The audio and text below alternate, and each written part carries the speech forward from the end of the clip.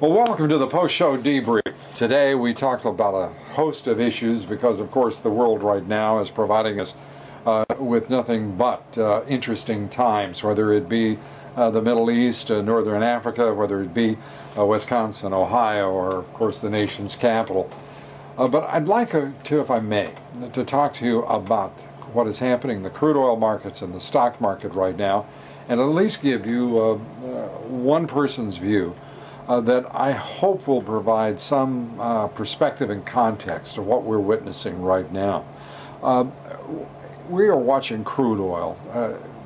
It's a game that's been played in the oil pits for a very long time. And when I talk about the oil pits, I'm talking about the New York Mercantile Exchange, where oil is traded in this country, Rotterdam, around the world. But what we are witnessing right now is a gaming of the system by speculators driving the price of oil higher. It is not fundamental to supply that Libya either have Muammar Gaddafi or not have Muammar Gaddafi, no matter how hysterical you hear some suggest that it might be critically important to either the stability or the instability of Libya.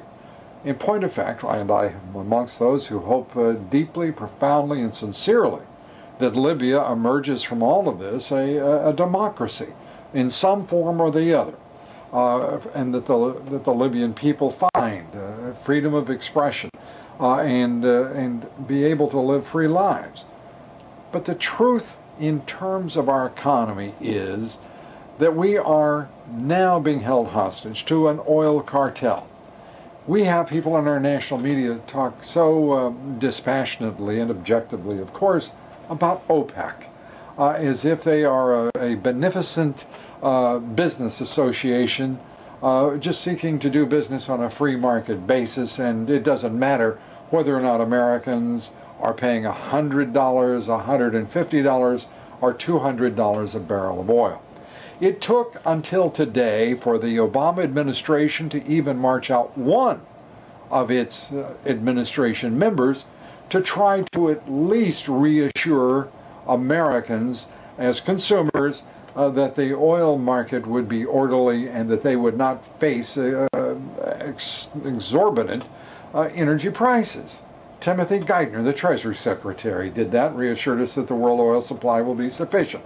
That was very nice of him. And it was very nice of the president to march out yesterday and say that Libya was being a bad government. This borders on the puerile when it comes to foreign policy and economic policy, and this administration simply must do better. But so must the national media. And here is the reality that's being overlooked in so many quarters and not being reported with any sufficiency whatsoever. And that is, namely, that the United States of America is still the richest nation on this planet when it comes to our natural resources, when it comes to our energy reserves.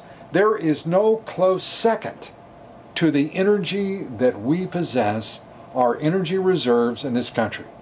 Oil shale, crude oil, natural gas, coal.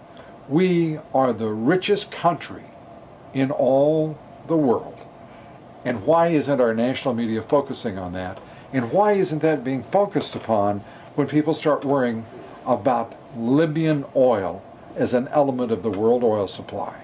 And why isn't there an equal and commensurate response to this administration's policies that forbid the drilling offshore for oil, that absolutely constrain the production of oil from these vast reserves, for the exploitation of those oil shales, and a Manhattan Project for the extraction of crude oil from the shales?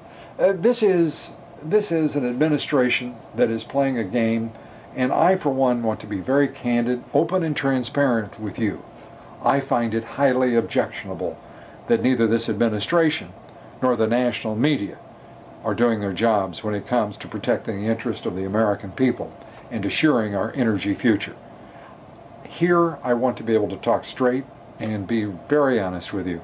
Let's not be gamed and let's not put up with this nonsense any longer. Thanks for letting me get that off my chest and put the record straight when it comes to energy and the issues we do face in this country. An extraordinary time.